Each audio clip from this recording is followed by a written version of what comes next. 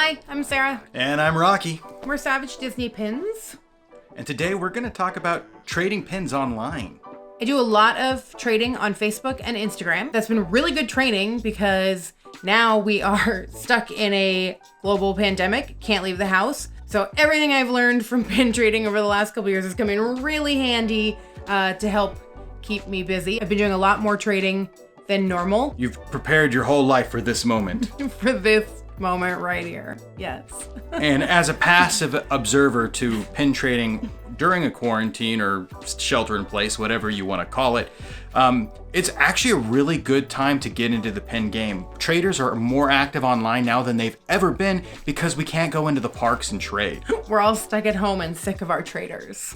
So a lot of people are moving pins purely out of boredom, which could mean good things for you if you're looking to get into the hobbies.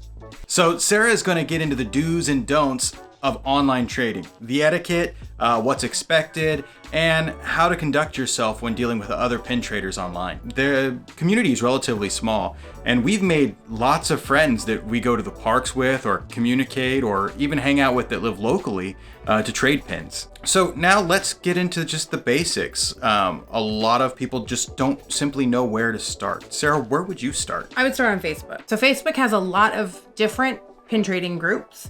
There are some that are for higher end pins, lower end pins. There's even a couple groups out there that I know of that will allow you to trade scrappers or fake pins.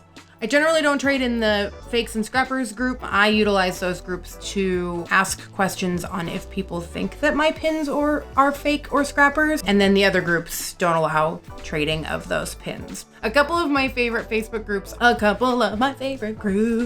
Disney Kitty and Disney Pin Trading. They get lots of posts every day. I'll link those in the description below so you can go check them out. Both of those groups get a lot of posts every day, and the variety of pins that you see is really incredible. A lot of sets that I didn't know existed that I am now collecting or have finished collections for were found in those groups. If you're brand new to pin trading online, I would suggest clicking on one of those links and scrolling through and just kind of getting a good idea of the types of posts that people are making. You have a couple different options. You can post pictures of the traders that you already have, or what I like to do is post pictures of the pins that I'm looking for. And don't be afraid to ask or offer up trades or ask questions in general. Typically, the community is really good about supporting you and ushering you into this new hobby. With the parks being closed, there's not a lot of stock on hand. You have pretty much what's on Disney Online. So a good place to purchase initial traders and pins that you're interested in collecting are live sales, and you'll typically find these on Instagram or Facebook.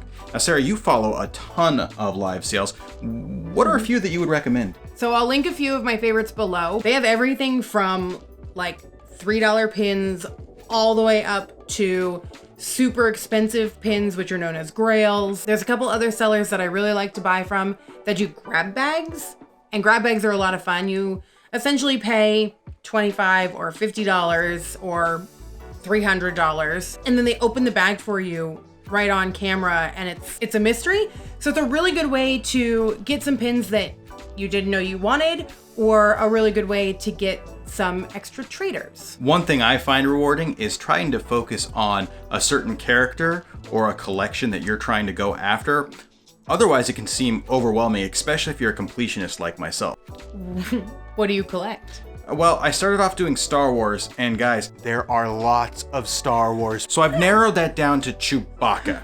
The other thing that's really helped me narrow it down what I collect is I really like Treasure Planet, and there's like 4 Treasure Planet pins. What do you collect?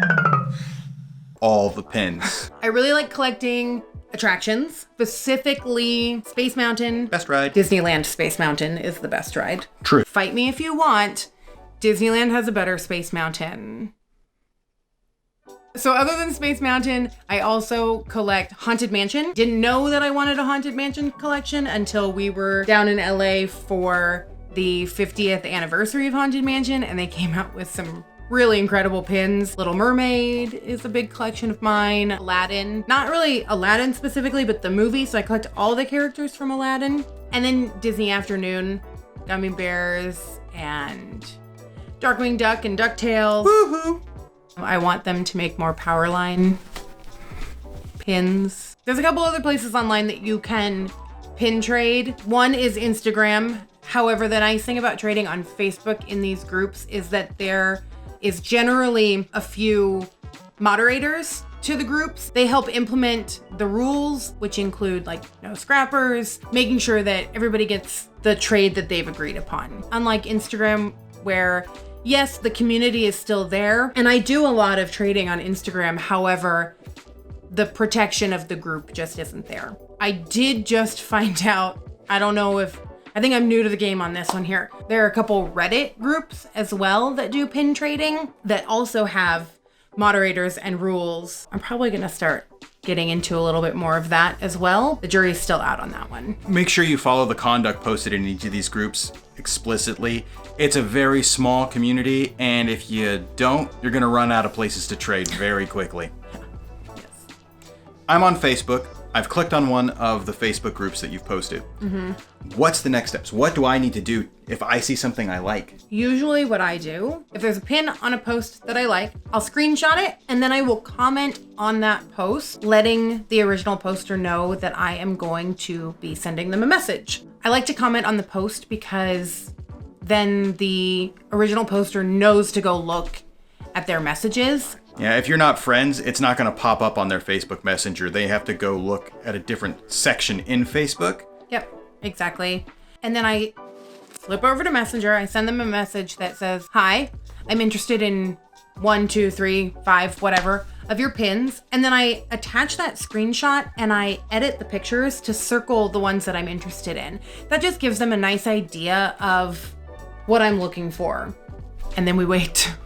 And then we wait. So obviously after that, you're just gonna have a dialogue with the person that you're trying to trade with. You're gonna need to send pictures of your traders if the ones that you've circled are still available. Here's where one of the rules comes into play that are in a lot of these Facebook groups. You wanna make sure that you have nice, clear photos of the front and the back of all your pins. So you wanna make sure that you can see the front of the pin, just so that they can tell if there's any paint missing or any dips or anything like that, or if anything looks a little weird. You also want to photograph the back of the pin because a lot of times the back is what gives it away that if it's fake or not. I always like to see both sides. Another pro tip is to organize your pins, the ones that you want to trade.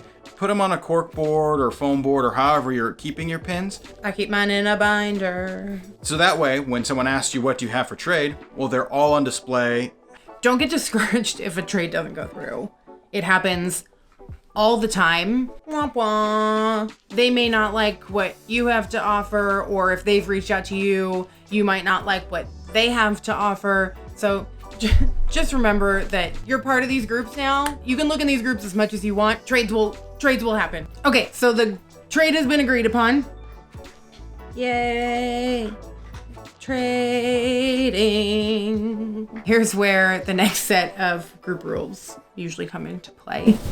Once a trade has been agreed upon, so then you swap addresses. You are generally required to ship things within 48 hours. If you can't ship within 48 hours, you have to be very clear that you can't ship it in 48 hours, as that is part of one of the rules that you sign for the group. Now, when it comes to shipping your package, I would recommend using something like PayPal. It's gonna save you money versus just going to USPS to ship it. Plus, you don't have to go to a dirty post office. Yeah, especially right now with coronavirus. The last thing we want anybody to do is get sick because of pin trading. It's usually anywhere from $2.85 to about $3.30, depending on how much you're shipping and where you're shipping to, compared to the post office where it can be upwards of $5. To be able to ship from home though, there are a few things that you 100% need on hand. First and foremost is a printer and paper and ink. To be able to use PayPal, you will need to be able to print your own label. The other things that you're gonna need, scissors. And your mom's permission. Packaging tape, bubble wrap, and bubble mailer. It's really important that you package pins securely in the bubble wrap so that they don't get any damage when they're being shipped. It's important that you package your pins in a way that they don't get scratched or damaged in transit. I like to push the pins through the bubble wrap and secure them with the Mickey back on the other side. You can always put multiple pins in one piece of bubble wrap, as long as they're not going to touch when they ship. Make sure that the bubble wrap's long enough that you can wrap it around a couple times. And then I always secure the bubble wrap with a little piece of tape so that it stays put during shipping.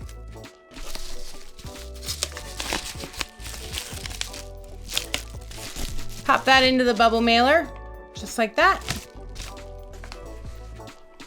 Here's some examples of some extra magic that I like to add. A little Mickey sucker, pin mail card, a couple little stickers. All that goes in, and then you just seal it up. Key point I forgot to mention, another rule in a lot of these groups is sharing tracking information. Once you print that label, make sure that you send the recipient their shipping information. Copy and paste the number so that they can click on it easily, but then I also send a screenshot or a picture of the package so they know that it's all packed up and ready to go. You just type in that number to Google and there's a track via USPS link that pops up right on the search page. It's usually proper etiquette to both supply a tracking number before you physically mail them off so that you know that they've at least have paid for postage and they're financially committed to this trade. Yeah. And that's it. Then you just wait for your pin mail to come in. I know it probably sounds like a lot. If you just take a couple minutes to go through some of those Facebook groups, you'll really start to see the etiquette and how people are doing these trades. Don't be afraid to tell people that you're new to trading as well. I actually always throw in something special if I know that it's somebody's very first trade. I remember feeling really intimidated when I first joined these groups and I didn't know how to react or how to kind of communicate. You haven't ever met these people before. Just relax. Not all trades happen, and that's okay. And when they do, it's gonna be a lot of fun. I totally forgot. One more thing that I like to do when I finally get my pin mail, when it's finally been delivered, I always just reach back out to the person that I traded with and just let them know that the pins got there safely. And people usually do the same for me too. It's just nice to know that the trade has been completed. All right, everybody. That's all we have for you today. So stay safe, stay home. Happy trading. Good luck. Bye. Hey everyone, thanks again for watching. Hope you enjoyed the video. If you did, hit the like button down below. And for more content, hit subscribe. We'll see you later. Bye.